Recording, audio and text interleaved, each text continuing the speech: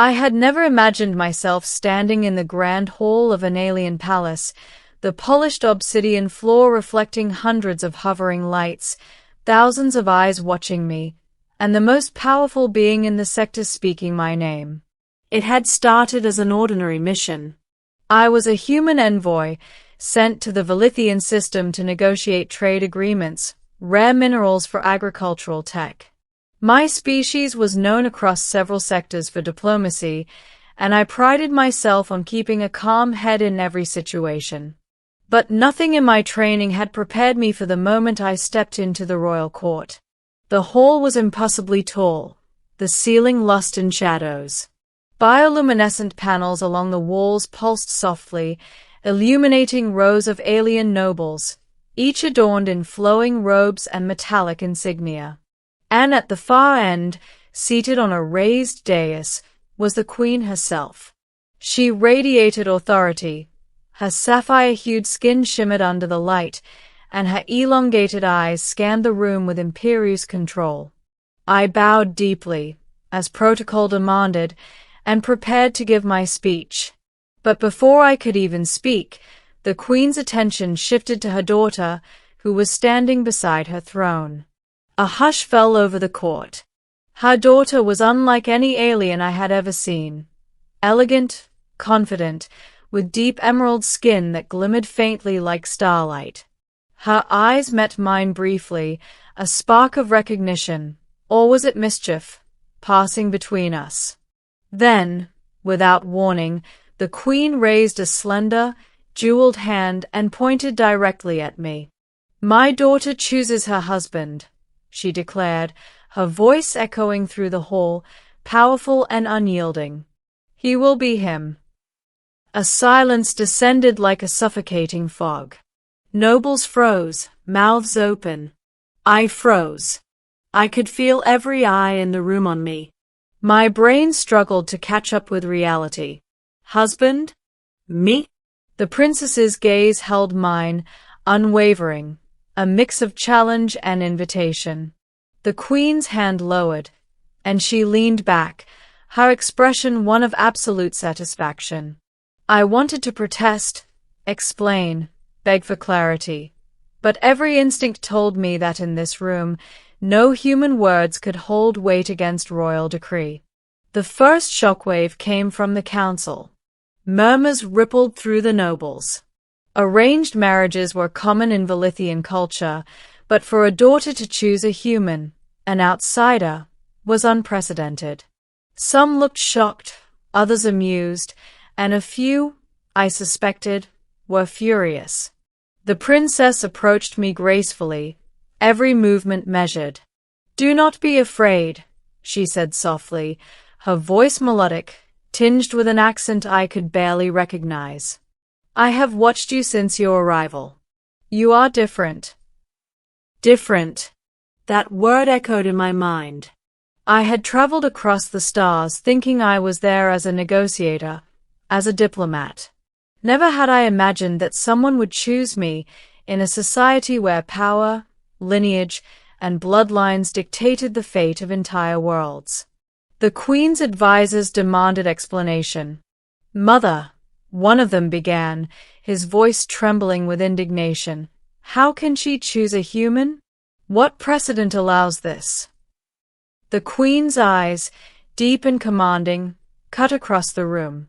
"The rules are mine to enforce. She chooses." End of discussion. The court erupted into whispered arguments, and the princess extended her hand toward me.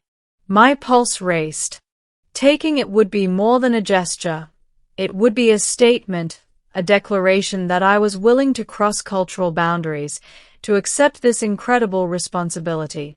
I stepped forward, feeling the weight of 1,000 eyes, and grasped her hand. Her skin was cool and smooth, with faint luminescent patterns that pulsed softly. A thrill ran through me. This was real. I was standing in an alien palace, chosen by a princess whose life and power could reshape an entire system. And she had chosen me. The weeks that followed were a whirlwind. I was introduced to the complexities of Velithian court life, ceremonial meals where every gesture was scrutinized, strategy sessions where I was expected to speak on matters of interstellar trade, and rituals that tested loyalty, courage, and intellect. The princess, whose name was Lysera, taught me her customs patiently, guiding me through the labyrinth of etiquette with a gentle hand and a mischievous smile. But not everyone welcomed me. Some nobles tried subtle sabotage, poisoned drinks that never reached me, miscommunications meant to embarrass me, and rumors designed to undermine my credibility. Lysera stood beside me through every challenge, her faith unwavering. One night, under the twin moons of the Velithian capital, we walked through the palace gardens. The air was filled with luminescent flowers and the gentle hum of alien insects. "Do you understand the gravity of this?" she asked, her hand in mine. I'm beginning to," I admitted. "But I never imagined this, anyone choosing me." She smiled softly, leaning close. "You have qualities my people rarely see in outsiders: integrity, courage, and compassion. That is why I chose you." In that moment, I realized the truth. This was more than political theater or curiosity. She had seen me, truly seen me, in a way that transcended species, culture, and expectation. The day of the formal engagement arrived. The palace was filled to capacity, nobles from every corner of the system witnessing the ceremony. Lysera's mother, the queen, presided with calm authority, declaring the union before the court. I stood beside her, proud, humbled, and aware that the decision had consequences that would ripple across the stars.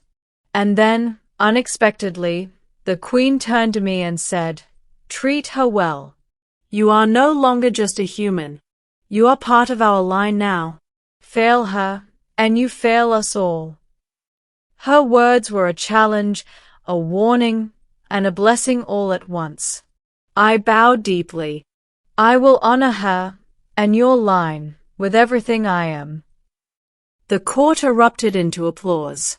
Lysera smiled at me, her eyes gleaming with warmth, pride, and something I hadn't anticipated: love. In the months that followed, life was both exhilarating and demanding.